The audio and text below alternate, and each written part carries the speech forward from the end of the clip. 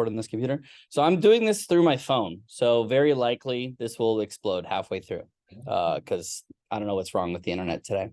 Oh, you're giving yourself hotspot. I'm giving myself hotspot and I'm talking primarily to Andrew because he's the only one online right now. I don't think you're going to be broken up by the fact that my phone will fail. Okay, so let's talk about this. This is the calendar. You have homeworks for me?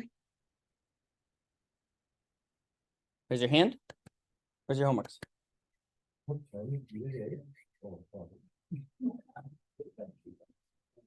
Homework 9 is due today. Oh shit. Okay. This one will be due this day. Okay, yeah. Okay. Yeah. So we're not freaking out about that. Late. Late. Class starts at 1. I'm gonna do this to everyone who walks in late now. So we're gonna get on time because we don't have a lot of time. We'll just do it one time every single day, and then it'll be just like when we do the equations at the beginning. We'll point, we'll say late, right? Yeah. That'll encourage people to come. We should all point, maybe even clap, right? Thanks for coming. Appreciate. Oh, we want booze? Okay. All right, we'll try that out for 1 week. We'll see how each one of them works. Okay. All right. So we're gonna finish talking about laminar flow, exact solutions, and the similarity solutions. So specifically, we're going to talk about the mathematics of the similarity solution. And you'll see why we're going to do this. Hopefully, we'll get a little bit into boundary layers, hoping we'll get through like 10.1. We start to talk about the mathematical formalism of boundary layer. And there's a deep intellectual issue with boundary layers that you will not see when you think about gravitation, when you think about electromagnetism. There's a major difference in fluids. So we'll touch on that. But I want you to leave here thinking like, fluid's weird. Okay? Okay. Questions before we get started? Okay.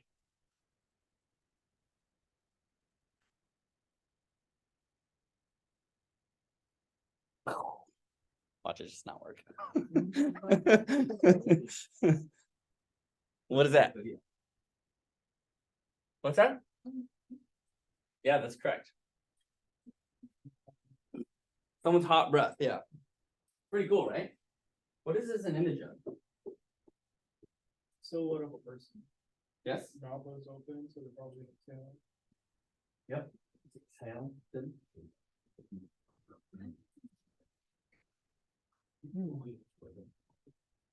What? Looks like he's like one is like dispersing of us. Yeah, that's his breath. Or their breath. What do you mean, like this? Yeah. No, this. What is that? What is that? Like his sweat.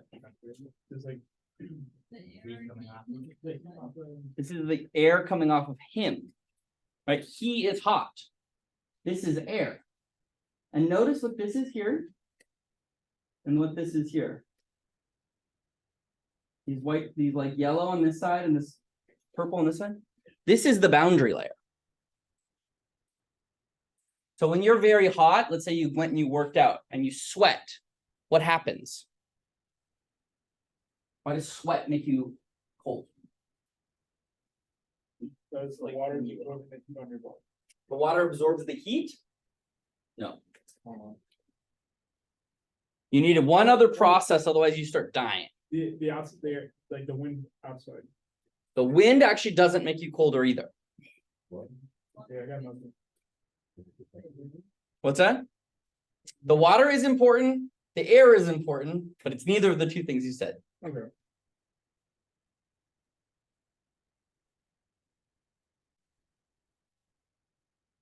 Is your skin? These are drops of water. This is air. What happens? Evaporation. Okay. Heat goes into the water. Heat can go into water very easily because the thermal conductivity is high because it's a liquid. So now it heats up the water and then it evaporates and it carries away that heat. That's why you become cold. So it's really hard to cool down when it's hot. Right? Oh, wait, no, that's not it. It's really hard to cool down when it's humid. Right? So if it's too humid, the water can't go into the air and it can't evaporate. Right? It's yucky.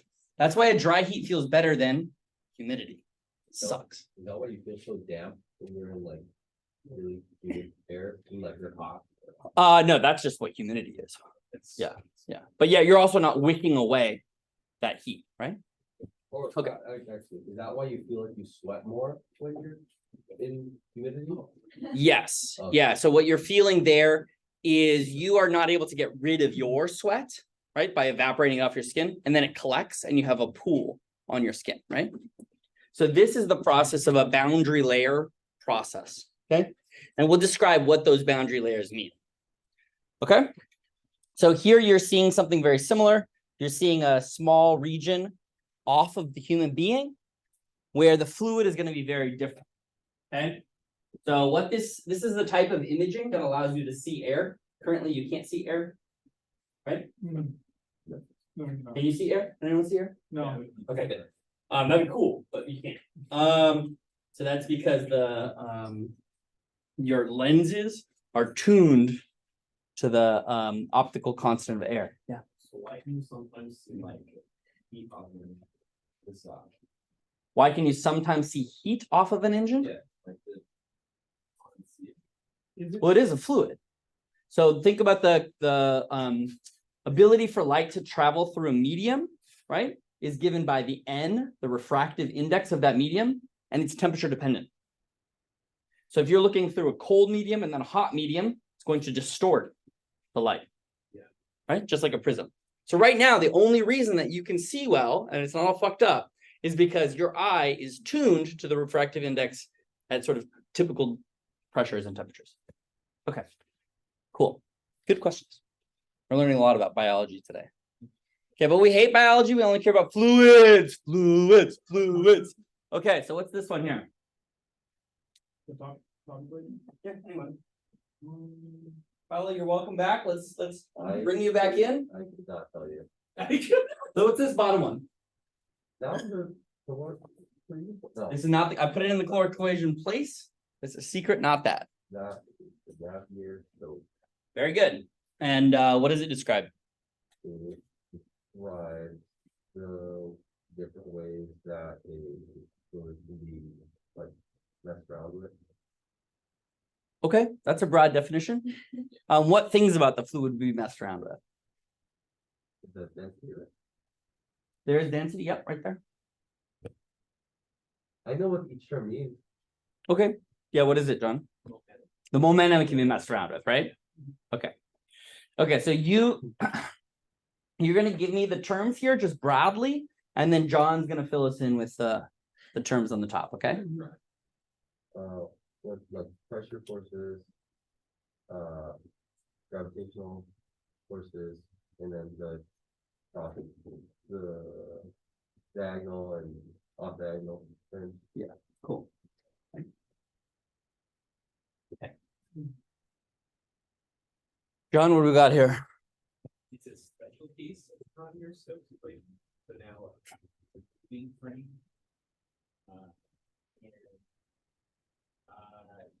We have the gradient of pressure, like the first term.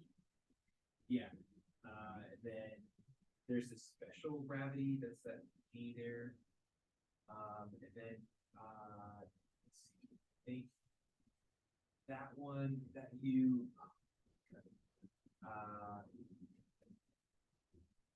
I'll come back to that one. There's also omega. Omega is talking about hang on, give me a second. 1,000. Yeah. Kobe, what you got? The is linear speed. Linear speed? The acceleration. Linear acceleration? Who likes linear speed? Who likes linear acceleration? No. And what's the example of the linear acceleration? What? Yeah. It's pretty good impression, right? Okay, good. So that's this one, and then what else?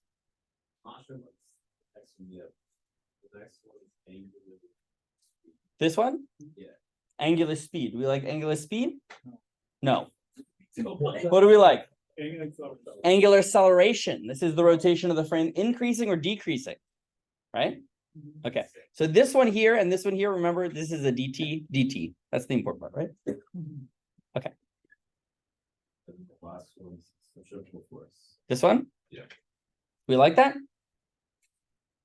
Centrifugal acceleration. That's the same. Okay, good.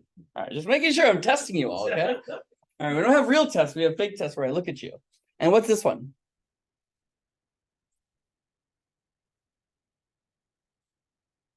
Is that the same? No, this one here. Is this one here, right? Same term. Right? Okay. Cool. The 2 omega. Yeah, what's this one? Coriolis. Coriolis. What do we use that for? Okay, you're changing. In case you're changing hemispheres? It's happening. What's the practical application? What do I think of when I think of the Coriolis force? Yeah. Weather and, more importantly, shooting people from far away. Yeah. This is when you first learn about the Coriolis force. When you have a cannon and you need to take out a person, you got to think about the Coriolis force. It's very important. You don't want to miss and reveal your position, right? You got to think it through. Okay. Does that make sense? Almost all things are historically based in warfare. So you just got to remember that. Okay. Once we get over that, we accept those, dangerous facts, we can go on. Is that good? Shall we? Okay. All right. So we were going to talk about this idea of some of the solutions to this equation. Oh, very annoying, right? We were talking about this equation where we actually do use the viscosity and we have analytic solutions for the viscosity. So let me set up the problem again. Okay. This is the idea that you have a flow. Okay. You have a fluid on top of a plate. And these are both infinite. And I'm going to move the plate to the right. Okay. Because it's a thought experiment. I'm allowed to do that. Don't ask about the energy. Okay. And so the fluid here has to be in contact with the surface. What's that condition called? No slip boundary condition, right? It is a boundary condition, and it's one, of course, that we use, and it's applicable everywhere. Okay. And far away, what is the fluid doing? Station. Fuck all, right? Okay, so then they have to be smoothly connected. And that's what we intellectually understand this problem as, right? This is the idea of Stokes' first problem. Okay? So now we're going to try something brand new. Okay. So we're going to try something that relates the momentum equation.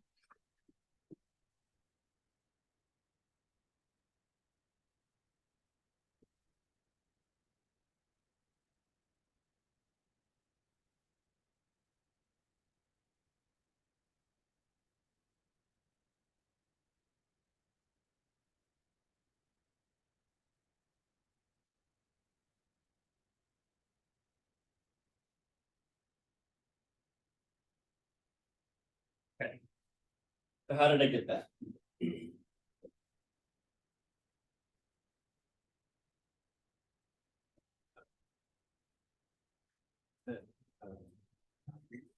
Yeah, this is the Navier-Stokes equation, right? And we've simplified some parts to it. Okay. So there's some parts that we've simplified here. One of which is, let's look at this problem again. So here's X and here's Y. Remember when we were doing this simple flow of pushing through a tube? We said that once you get the flow going, that it shouldn't depend in the X direction, or it shouldn't depend on the Z direction, whatever the along flow direction was, right? But it only depended on one variable. Is that true here? Sorry. Yeah, okay. So here the question is, does the flow depend on where you are in X? Raise your hand if it depends on where you are in X. Pretty good question. No? That goes along. You think it goes along with that? It depends on where you are in X. Yes. Raise your hand for it depends on where you are in X. Raise your hand for where it depends on only one. Some people like only one. Okay, so let's see if we can prove that. Okay, so here's a parcel here. And here's a parcel here. They both move with what speed? They have to move at whatever speed the ground is moving. So now I go over here, they depend on you. And that's the same, Oh. it doesn't depend. Mhm. Okay, so there's a form of symmetry, is there not? There's an X symmetry. The only change is in Y. And if I imagine looking over to the right, the whole profile is just moving together because the fluid is connected. Does that make sense? Yeah. So, we have to like imagine that like, it's drifting, is what we're seeing. Like, if something were like, say, move from one position on the ground, the rest of you is moving and it's creating that shape. Right, so think about this in the context of the work that you've already done. We built something that was a computational box like this, and we dragged along the top of it. And in fact, we asked this question about pulling our hand over the surface of water, okay, in order to splash our friends. So we can generate momentum with the viscous force. And that's the only thing we have here. We are generating momentum, we're creating U in the fluid by moving the plate, and the plate pulls on the fluid, which is in contact with the fluid, and at rest compared to the fluid, right? That fluid then pulls on the layer above it, that layer pulls on the layer above it, that layer pulls on the layer above it, and so forth and so on, right? Now, the fluid is not a solid.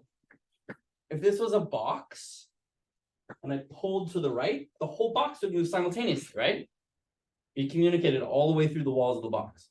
Here, instead, the fluid has a propagation time into the fluid. Does that make sense? So early on, the amount that is undisturbed is shorter than it would be at a later time. Right?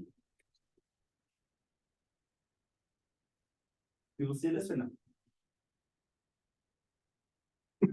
Okay. All right. So let's write some of these down. Okay. The resulting flow is invariant in X. We saw that. The continuity equation, which I didn't write down, would be du dx plus dv dy equaling 0. So if du dx is 0, then dv dy is, right? Did we say that before? So the comma of that, we'll just prove that. So this is the continuity equation.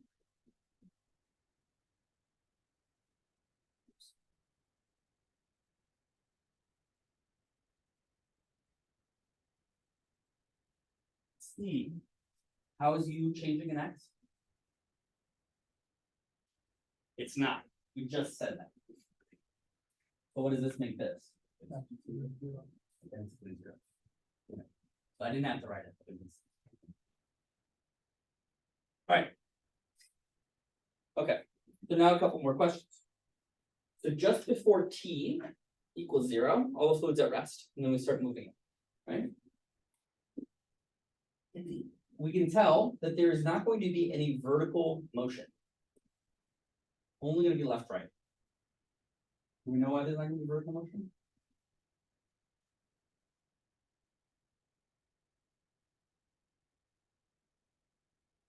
There's the line direction. What's that? This is 0 and the line direction. This is not 0 in the y direction. The rate of change is 0.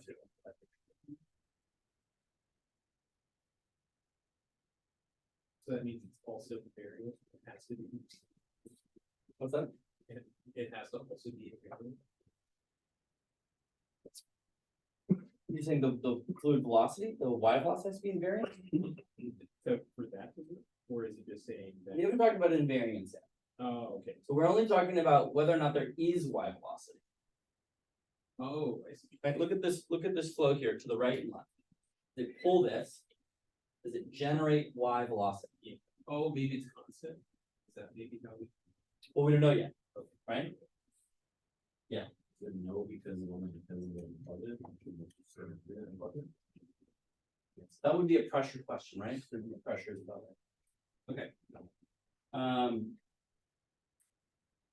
So the one thing that we can say here is when we look there at the dp dy, Okay, these are pressures in Y.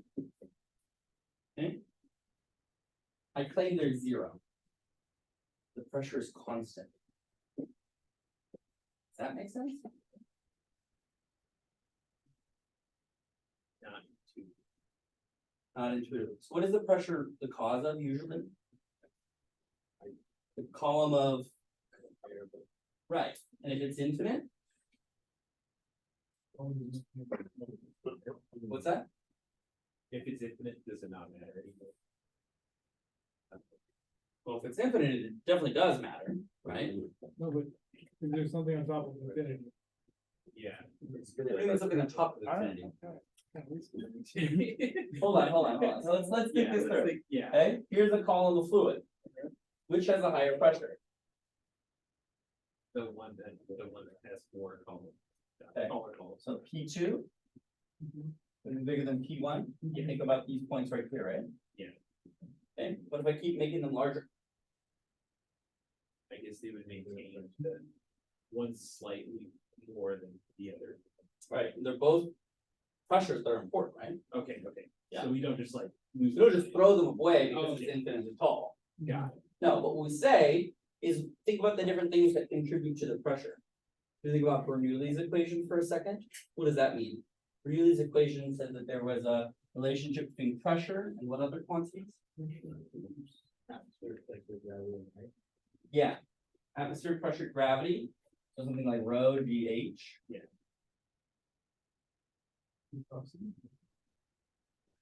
Anything else?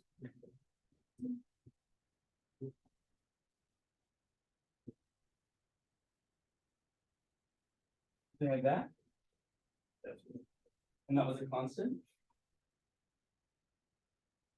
That's the definition of Bernoulli's equation, one of the forms. Okay.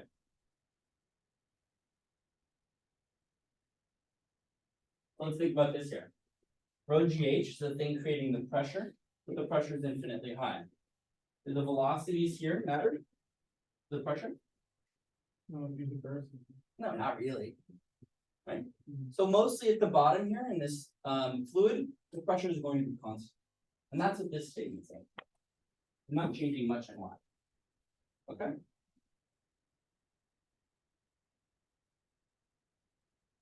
Yes or no? Okay. Let's think about this term then. This is important.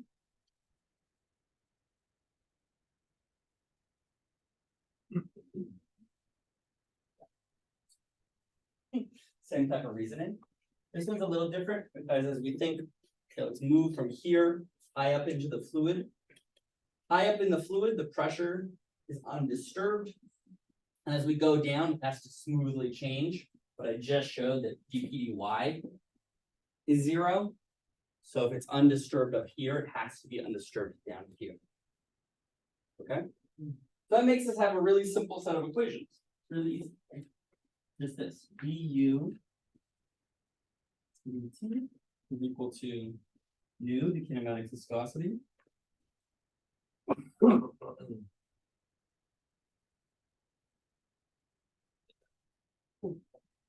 Right? We're gonna have some boundary conditions. Okay. So this is a well-posed problem. When I say well-posed problem, I just mean that I have only a few variables here that I'm trying to look for, right?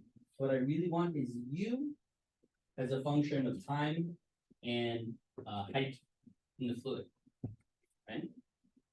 I want, this is my goal. Okay. And what other things do I need when I solve a problem like this?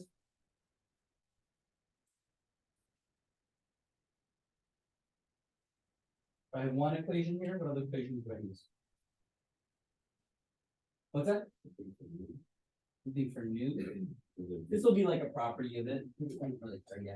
Boundary conditions, right? Remember when we solved these before, we had to say, well, what does it feel like at the end? Anytime I do a differential equation, I need a boundary condition to tell me what those A's and B's are, right? Okay. So in this particular circumstance, we would say something along the lines of u of y comma t equals 0 equals 0. And then at a later point, u at the bottom y equals 0 at any time t is going to be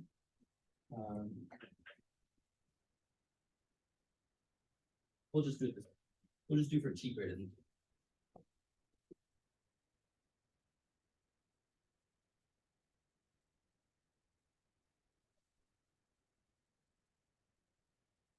And that's just the u. I drew it in the same. Okay.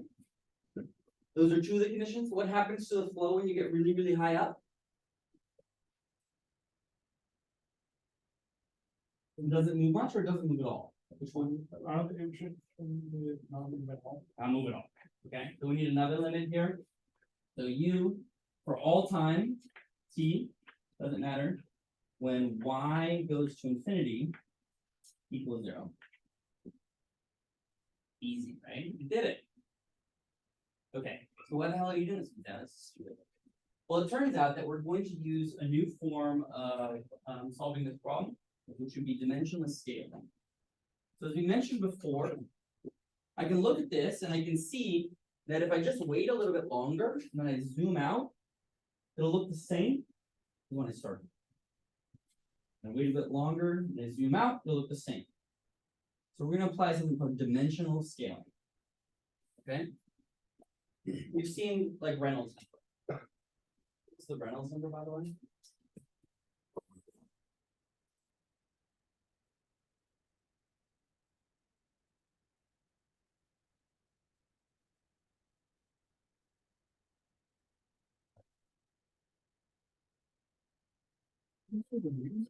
With a mu in it, good.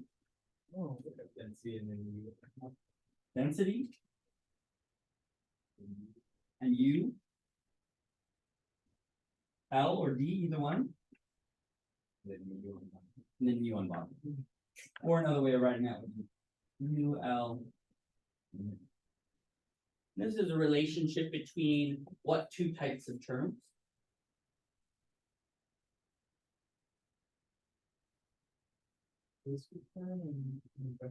Exactly right. Which one's which? bottom is this. Bottom is viscous because it's got the weird stuff, and then the top one is the advective. And we could see this when we look at our dimensionless equations, or sorry, our dimensional equations over here. So for example, you had like rho, and you have some combinations of U's and L's, and they have different properties, right? So as we write the advective part, we compare it to the viscous part to see that one of them is more important than the other. Okay. So the reason that we do this is because if we then crank this number, we said for very large Reynolds number, we can ignore certain terms. For a very low Reynolds number, we can just discard other terms. Right? For low Reynolds number, we said viscosity, not very important, throw it away. I'm not going to deal with the viscous terms. Okay? This is a form of using dimensionless numbers to help simplify your equations. But we can also use them to construct dimensionless variables. We've done dimensionless variables before. Wasn't that the So these are dimensionless constants. Now we're going to go into a weirder part of math, which is dimensionless math. Oh, okay. Yeah. You excited? Okay. So we're going to make some substitutions. Okay. U. What are the dimensions of U?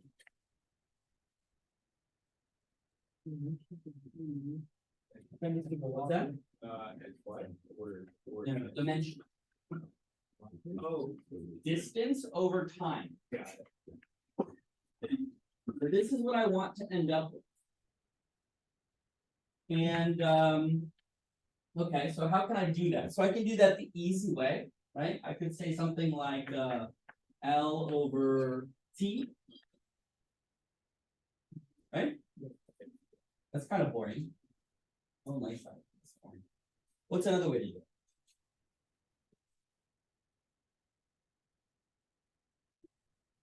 So what's another, like, setting unit for velocities, like that? Yeah, so we have this velocity here, you do it by just finding a length scale and dividing by a time scale of interest. Right? Or if you do it even dumber, you can do something like some scale speed. So I have my velocity and I divide by a scale speed. That would make it dimensionless. Right? So over here you have a scale velocity and a scale length and a scale viscosity. Right? So in the fluid that we're talking about, this example that we have with the Reynolds number, the scale velocity means what is the velocities that we're considering? Are they hundreds of kilometers per second? Are they 0.1 meters per second? That would be the scale velocity. The length scales are what are the scales that are important in this object? Are we looking at the radius of the planet? Are we looking at a microbial radius? Right? That's the length that we choose. These are arbitrary choices, and they roughly represent the fluid. Okay? The fluid itself has some intermolecular parameters, so you plug those in there. Right? Here's a question you probably never thought about. What's the life of a small fish? Turbulent or laminar? Laminar. Small fishes swim at a speed and a length scale that makes the Reynolds number much less than 2000.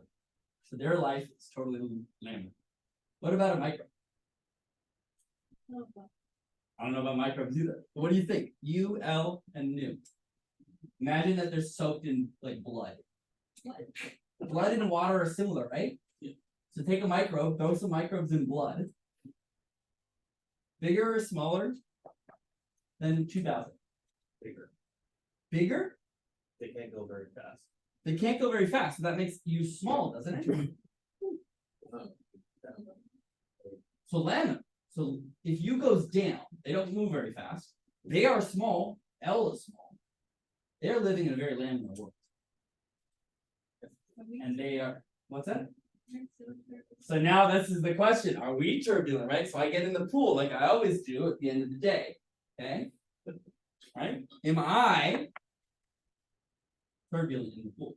I mean, obviously. But I don't know. That's a rude question. You don't ask that. Okay, but in fact, the Reynolds number for human beings in a pool is larger than 3000. And you can see that. Has anyone been in a pool? Have you ever made, like, just move your arm? Look at what happens past your arm. If you look past your arm, so let's imagine that this is a sphere. That is the cross section of your arm. Flow that goes around it like this is considered laminar, right? Because we talked about laminar being thin layers. Okay, they match back up afterwards. Laminar flow. If instead they make swirly doos, okay, turbulent flow. And of course, we've all stuck our hand into very cold water, very still water. And you move it very slowly. Sorry, that's even too fast. It's turbulent. Does that make sense? We never get to live in a lane. I mean, you might be able to put like your pinky and move it really slowly. It's unlikely. Okay. What's that? Yeah, you can put it in molasses. Yeah, that might work better. So what's the process here that we're thinking about? We're taking this physics and we're boiling it down to some parameters that make sense to the problem itself. Because I can use the same fluid dynamics for a microbe in blood as I can for a human being in a pool, where the length scales and the velocity scales are dramatically different. Okay? So over here, I can think about a scale velocity. And I say, well, if I just take my velocity and I scale it by velocity, I'll have a dimensionless parameter. And then I can just change that scale velocity and all the physical work. Okay? That's not very helpful, and I'll show you why. There's a few ways to construct a dimensionless velocity. Okay?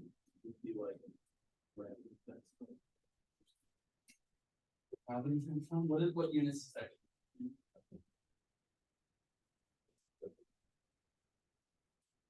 Yeah, gravity is the acceleration, right? Gravity times time is a meter per second. Yeah, you could do something fun like that. So you could do here's a version, right? G piece of scale gravity and the time. Okay, what if I want to take into account the fact that this chapter has to do with viscosity? Because what does this even mean? What? What are the dimensions of this thing here? Is it possible to know? I thought it was already dimensionless. Yeah. This cannot be dimensionless. In fact, we can see that it's not dimensionless because it's over here. Right?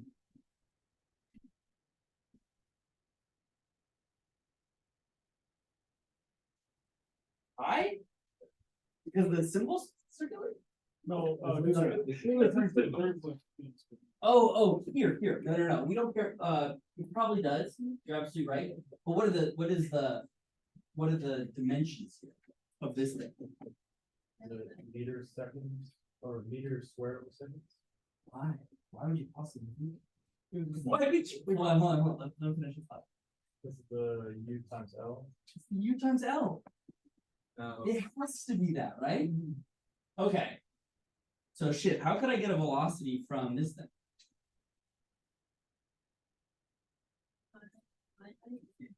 What? Do you want to do like this? What about that? Yeah, that's that. What about one of these?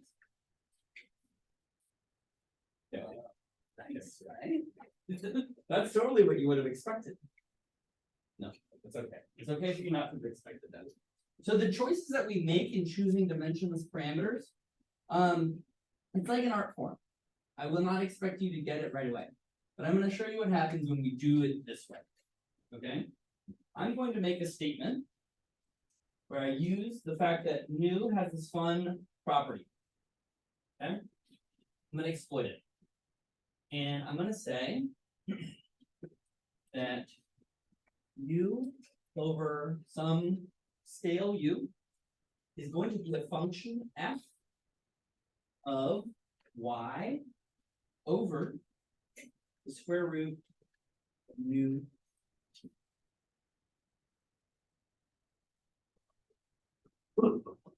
Let's check this. This thing here, I'm going to call eta. What are the dimensions of that?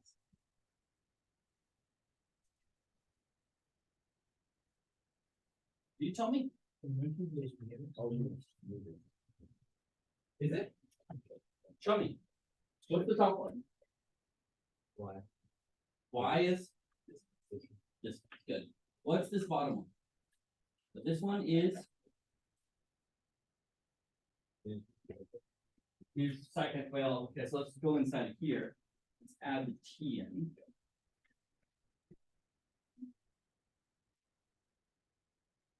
This is distance squared. Yeah. Okay, so then this part is L squared.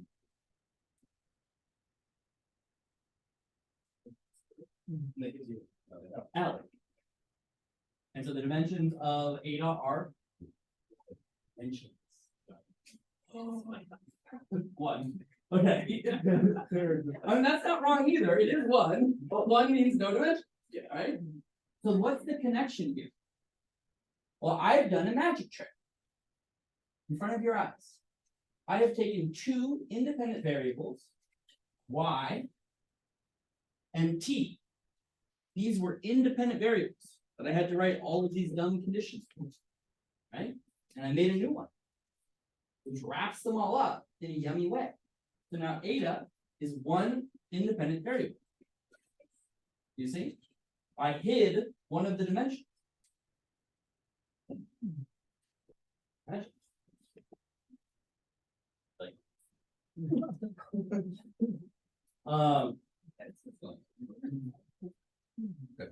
So in fact, you can go through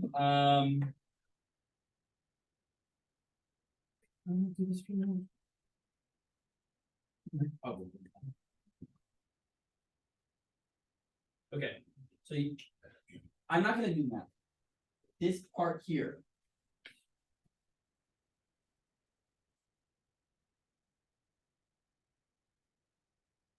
When you use eta, okay,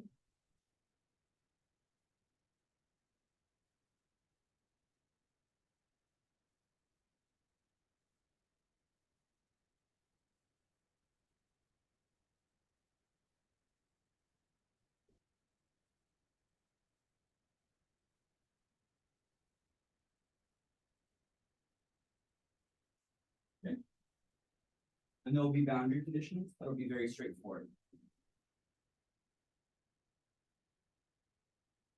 And is that solvable? Do people know how to solve that?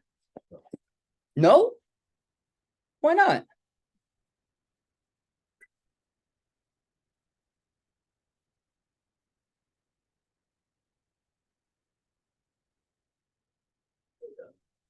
What's that? It's the thing that we just made. What's the whole point of what I was just talking about? It's this thing.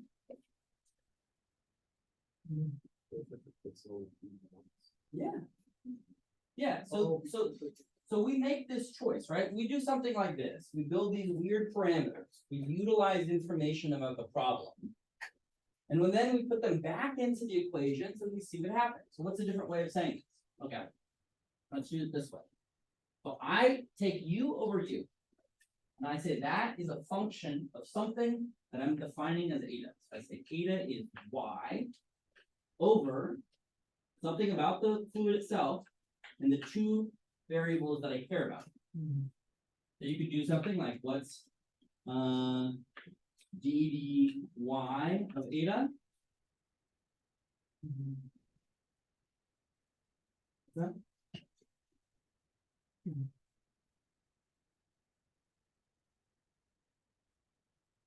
You could do that with the ddt of eta. I could change a variables. Have you ever done this before?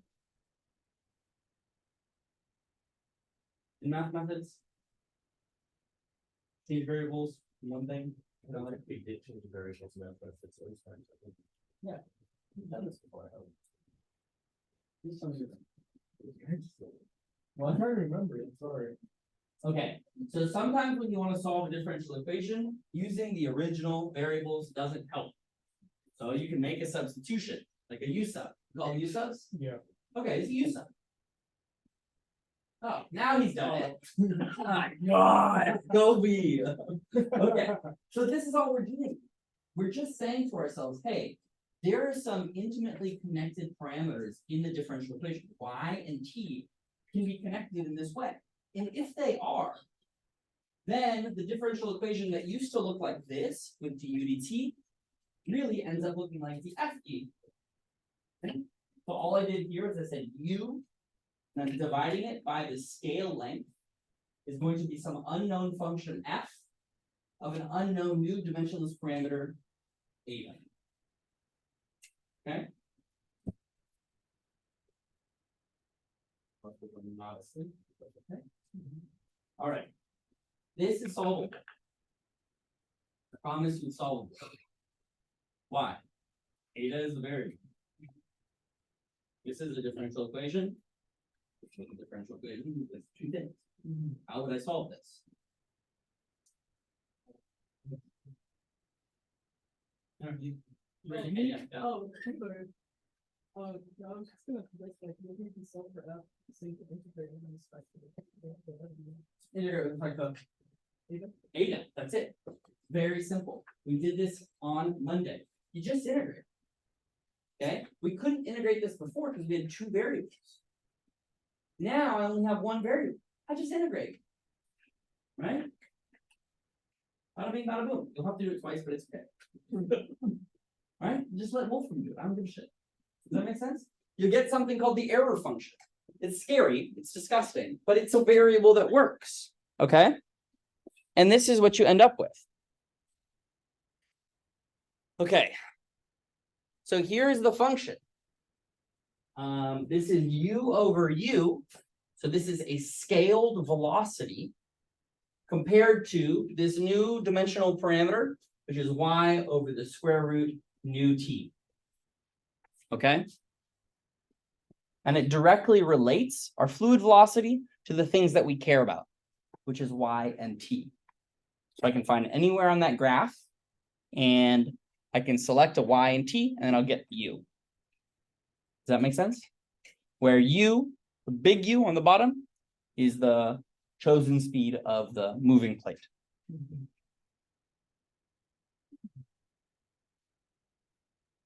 Okay, who's lost? Raise your hand. So that would be the with the flow action. well, this is in a dimensionless scaled space. Oh, okay. The flow looks like that. Okay. But the solution to the flow, the analytic solution to the flow is this. Right? And the relationship here is that when I look at the physical version, I can always zoom out. And if I just wait a little bit longer, I'll get the same picture back. So this is telling us that same piece of information. This is saying, if I combine these variables, y and t, into one dimension, then I get a single solution. Right? And it'll always look like this. As u gets larger, u goes to 1, right? I'm right at the boundary of the object. As I get slower and move up into this place, like 2 point something something. And as y and t, y gets larger, okay, go up. Whereas if t gets longer, it'll go down. That makes sense? Okay. There are other examples of similarity solutions. Would you prefer to have them in the homework? Or you want to have them here? Because there's a whole nother chapter section, which is 1.11, I think, which is the dimensionless scaling. And we can just go through this process. We don't have to solve the equations. But I'll give you maybe an example problem from 1.1, which is determining how to make a dimensionless variable, right? And then we'll apply it. And we'll do a better example on Monday. Okay. And you've had the opportunity to kind of dig into that material. This is a very powerful tool, and we're going to now use it for boundary layers, right? The thing that I claimed to want to teach you about. Okay? Okay. Questions, comments, concerns?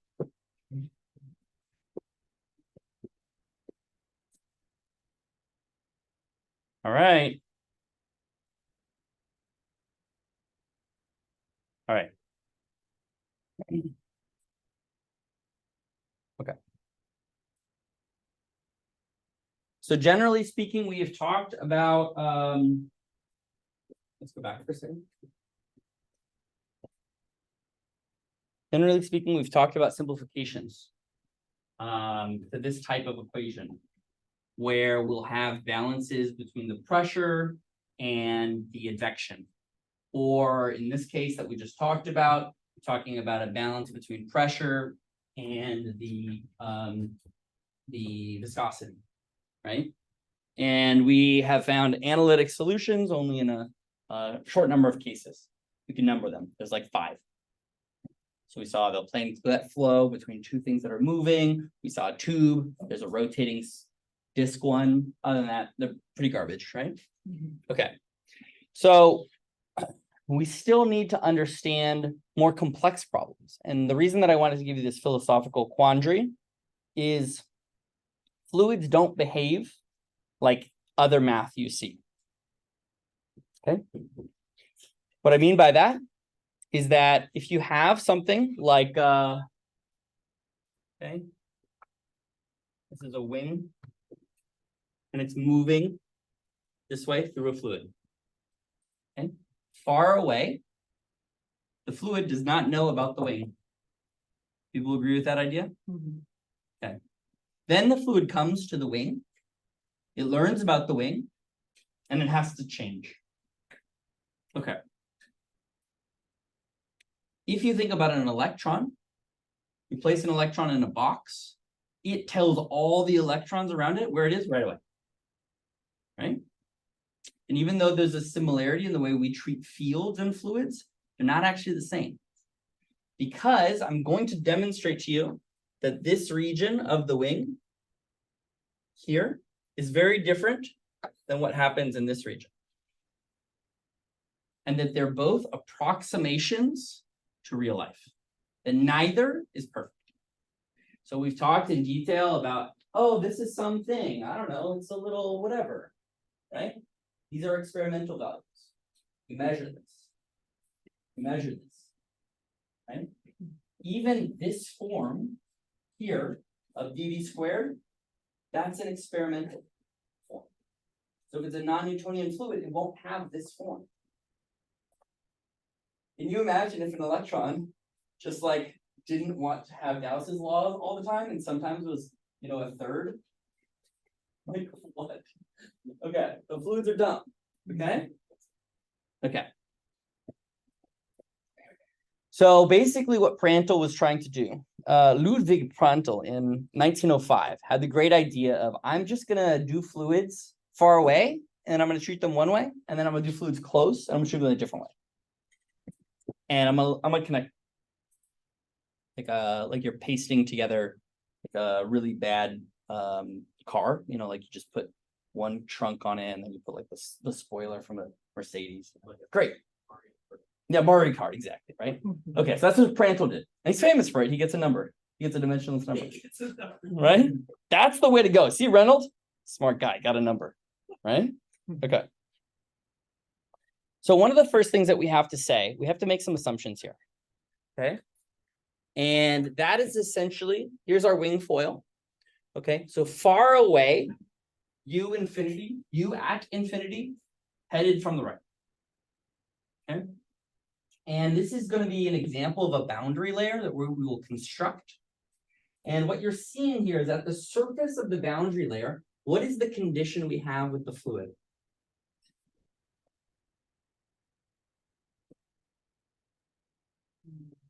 I'll say it again. Yeah. Here's the velocity of the fluid coming from infinity. Here's the velocity of the fluid on the boundary. What is it? Zero, It has to be zero. What is the name of that condition? no slip. No slip. Can I have flow go through my wing? No. No. So the U component and the V component have to be zero. And there's no third dimension in this world. Okay. Okay, so they have to smoothly connect. That's another thing that I'm going to require. So the velocity is zero here.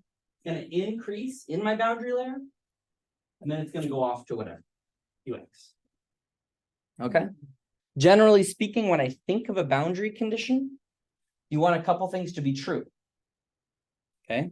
If I have something like, let's say a golf ball. Okay. Is what a golf ball looks like?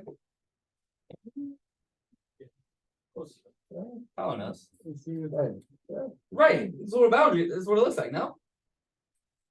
No, it does. It's divoted. I'm just exaggerating the divots. Okay. So if we want to think about it here, we need an idea called the radius of curvature. You folks know what that is? Yeah. Okay, so I can approximate this here as a circle. That's why I drew it like that. And therefore, this would be the radius of curvature. Okay. What about here? So this thing here, I could say, okay, this is the radius of curvature. Okay, I could go over here. And we could be like, okay, radius of curvature. Cool. Okay. What about this one? So this one.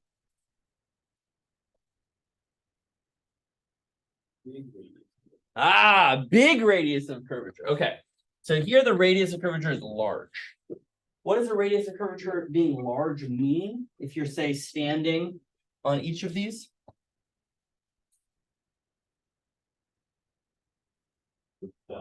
What's what? It looks flat. Wait, Flat earthers don't get it because the radius of curvature is large. So it appears flat. Is it flat? No. No. No. Go back to the ER. Okay, so this one here, what we're gonna think about is the places where we can start to think about this problem properly are not on scales in which the radius of curvature is small. We want to think of them on where the radius of curvature is large. So what do I mean by that? If I zoom in right here, okay, where it's mostly flat. Then in order to approximate that properly, I need huge radii. Does that make sense? Okay, it's a prescription. We prescribe it this way. So even though the picture looks like that, it's wrong. So let's think about a wing. You have a plane, you have a Cessna. It's a meter across. Okay, how big is the boundary layer in width or height?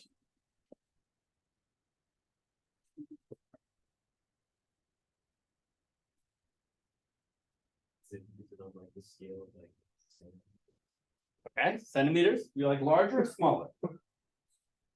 Smaller. Raise your hand for smaller. Raise your hand for larger. Sorry, I meant to do small. Raise your hand for not listening. There you go. Okay. All right. John's at least honest. Okay. All right. So in fact, the boundary layer thickness for a wing of several meters is a centimeter. Right. So look at the curvature here. Okay. Imagine that that's a few meters or something. Then you want to zoom in here, and I've exaggerated. This whole layer is whoop, right there. Okay, but it's not a very good diagram because you can't see anything. Is that fair? Okay. So you're gonna hate when this is all connected. You're gonna be like, wow, I had to learn this stuff. Okay. We're going to write these same equations of motion. So we're gonna imagine there is viscosity in this fluid. And we're gonna use the idea of boundary conditions because that's what we're talking about. We're gonna say something like U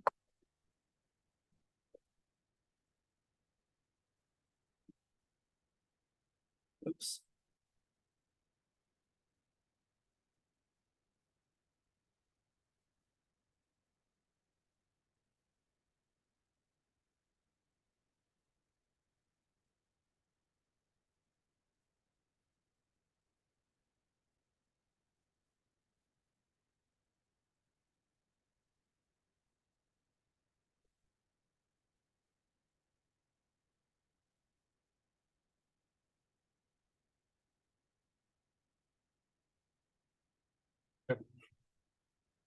So this is the momentum equation for what we call the surface parallel velocity component. So let's imagine that I have flow. It's moving over this boundary here. And I really want to zoom into this region. Okay. So if I'm zoomed into this region like this, imagine that this is the region I'm zooming in on. Okay. Here's the boundary.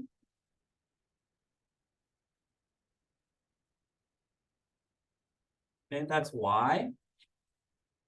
That's X. U is happening that way. Okay.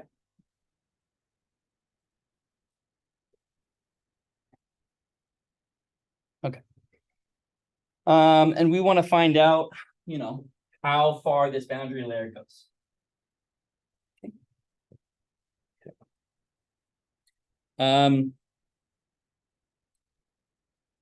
So we did all this conversation with scaling. So let's use it. Okay. First thing we're going to say is let's imagine there's a characteristic U infinity like this here. So this is the velocity at large distances. And as it shows here, we go from 0 and we need to smoothly go back to that UX. Okay. We need some lengths. So the length that we might want to consider here would be like the size of the wing.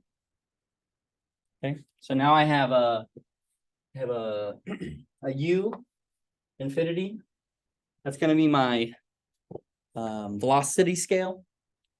I have an L, the length of the wing. Okay, and I want to look at these different terms. So this term here, how would I think of that in terms of these parameters?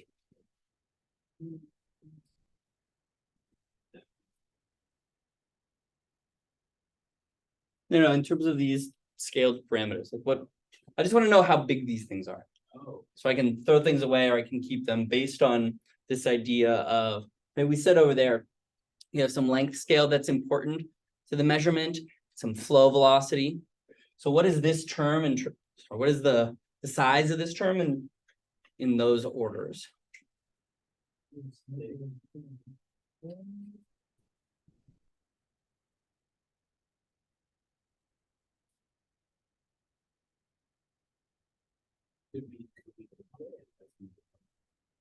I have a version of u here, and a version of u here.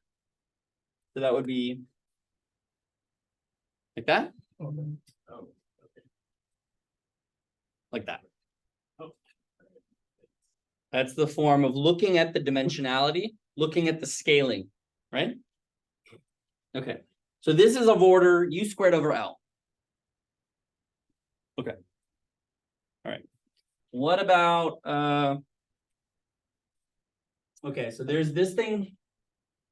Recall that this piece here can also be written as dy of tau, something like that.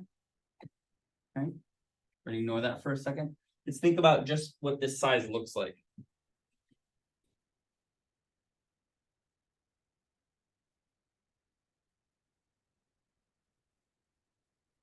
I'm sorry, but I just don't get what you mean by size. You don't mean what I get by size? Yeah, so I can see why it's like you times u that be like, u infinity squared, but I don't understand like the over L. That's what I don't understand. Well, this is the over L here, right? The differential. Oh, okay. So what I'm looking for here is I'm comparing terms to each other, Oh, okay. right? Okay. So wouldn't that term that you were just on at the very end, wouldn't that be this u infinity over L squared? Okay, so u infinity over L squared. Okay, but another way to write that, I have this thing up here that has to come with you, right? Okay.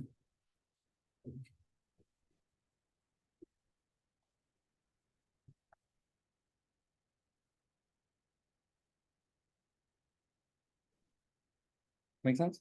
Yeah. The only issue here is that this one slightly different. Is that L the same L as this L? No, why not? It's because we need to do the time one for the vertical. Yeah, we need one for the vertical, right? This is like a vertical length scale versus a horizontal effective length scale. Yeah. So let's call this one delta. Oh, look, it's written there. Oh. Right, okay. So let's call this one a different length scale. Good delta, thanks for telling me. Okay, so what we want to look at now is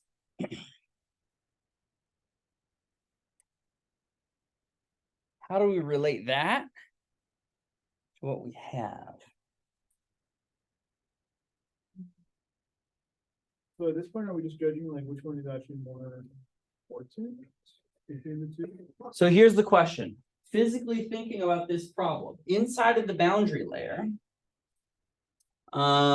these terms here need to be the same.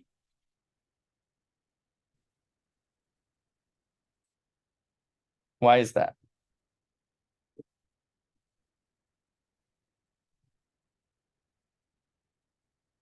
That are property boundary labels?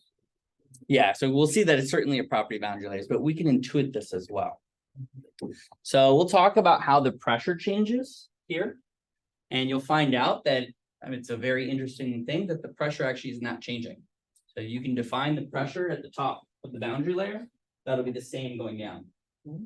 And the reason that you have a boundary layer at all is because the advective terms are getting balanced by the viscous terms. Notice that on this side here, you have the flow that's equal to the viscosity. Right? Notice that you have flow from very far away getting taken down to 0. So all of the momentum from the left is being turned into viscosity. Do people see that relationship? Yes or no? Yeah. So, yeah, go ahead. Yeah. So over here, right? But my wing's over there. You don't see it yet. My flow is going. Right? And we said the Navier-Stokes equation was a way for us to take away or create momentum. Okay. So I have my flow and it's moving. Okay. And then it encounters the wing. And as it encounters the wing, it goes to 0 at the boundary. The momentum disappears. So in this boundary layer, I suck away the momentum. How do I do it? The viscosity. We see that? So just like all the momentum just has to go somewhere, you know, this has to go like permanent distance. Yeah, it'll become viscous motion, right? At the very boundary, you have turbulent viscous motion that's sucking away the energy, such that the result is 0 velocity at the bottom and non-zero velocity as you go up. That make sense? So you said the pressure stays constant. What about the double derivative? Well, hold on. We're not actually solving it yet. We're just intellectually thinking through why this term has to be the same size as this term. And then we'll implement it using the dimensionless scaling that we had before, and we'll actually show that the pressure is constant. Okay. But good question. Other questions about this wild leap of logic that I just made? Yeah? No. Okay.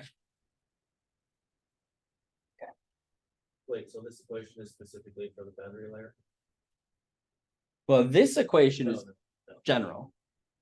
But this scaling of it is allowing me now to relate this piece here to this piece here. Okay, so I'm going to say they're of the same order.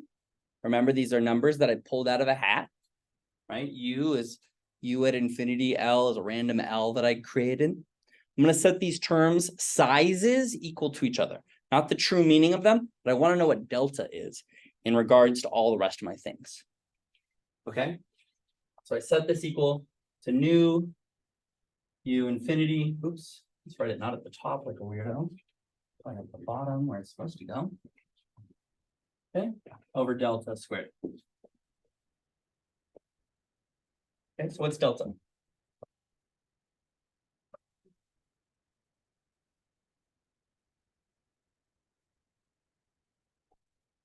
What? I know, but in terms of this new equation, I mean. Square root. Why don't you write it down? Yeah, I'm gonna make that. You know, scribble it out and we can find out instead of just guessing. No,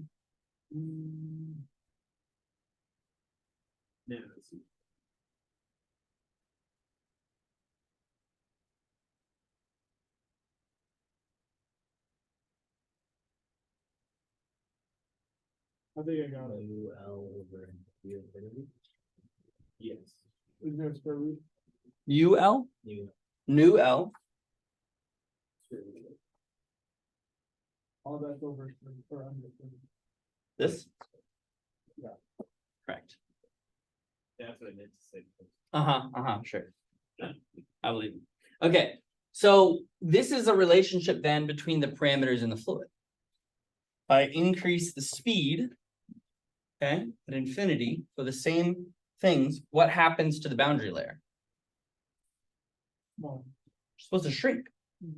Interesting, right? Okay, what about if the L gets larger? then the boundary layer. Boundary layer gets bigger. So you see that we are already starting to bake in a self-similarity, just like we saw before. We zoom out, we'll get the same thing, only higher up. Now, delta is that higher up parameter, and L is the larger scale, right? So you could apply this then to like the surface of the earth, then like the fluid that's on top of the surface. If the Earth was in an ether, like a fluid that it was moving through, Oh, I see. right? Because remember, this is fluid from very far away. that's encountering the Earth for the first time. I was gonna But say, they tried to make these measurements, right? And they found out that there's nothing in space, which is a fucking crazy idea, right? I mean, now we think of it as insane, but you had to do that, right? You had to determine whether or not there was anything in space. There isn't. We thought we were moving through a fluid called ether. We're not. This should blow your mind. It doesn't. Everyone doesn't care. Right? Okay, so the important part here is, oh fuck, I always do this. Before we go into the solution, over the weekend, I'm gonna put it up. We're gonna talk about I think it's 111. Practice a couple problems. I'm gonna give you the homework problems. We'll be solving something that looks like this: how to develop the scaling relationship of the boundary layer as a function of height on, say, something like a wing, but this will be also true in places like geostrophic flows or boundaries of a ship, for example. Okay, and then there's an extra thing. Ready for the extra thing? SOTIs. Ew. Okay, so what these are a way to give me feedback on the class. Now, I've talked to you all, so I already have some ideas, but maybe you don't want to say the thing that you're really thinking. Okay? That's okay. That's fair, you know? So I have 4 specific questions, and I'll leave these in the slides, and I'll also bring them up on Monday. Should this be your regularly scheduled class? Did it make you feel more motivated to study when we didn't have assignments that were graded? Responsible for your learning? Less likely to retain the material, more likely to retain the material, all these personal questions that don't have to have a right answer, just want your feedback on. Does a lack of deadlines cause you not to turn it in? Okay, that you don't feel like you have to do it. What other educational changes would you prefer to see in this class or a different class in the future? So I'm teaching classical. I don't think anyone's taking classical, right? Yeah, it's a requirement. So hopefully you've already taken it. But if you want to see something different in that type of class. And then I was going to offer these as like, if you do it, you get one. Not you though. But apparently people have been stealing them from the office. I just handed one. But before I figured out that I should have these as rewards. So if you do that, you'll get one of these, and I'll give you an extra credit point on the final, which doesn't exist, but you know what I mean. I'll think better about you. How about that? Okay. Questions, comments, concerns? Okay. How will you know if we submitted one? I will watch the numbers go up. And if there's one that isn't in there, then I'll assume that none of you have done it. I'll assume that whoever I'm talking to at that moment is the one who hasn't done it. Partial. Okay, awesome. Yeah, thank you. Homeworks?